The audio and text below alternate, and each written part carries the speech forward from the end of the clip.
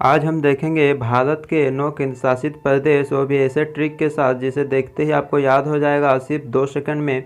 तो आज का हमारा ट्रिक है चलो दिल दे दो आप। च से चंडीगढ़, ल से लक्षद्वीप, दिल से दिल्ली, दे से दमन एवं दीव, दो से दादर एवं नगर हवेली, आ से अंडमान निकोबार, पा से पांडुचेरी। और हमारे 2 नए केंद्र शासित प्रदेश जो कि एक जम्मू कश्मीर और लद्दाख।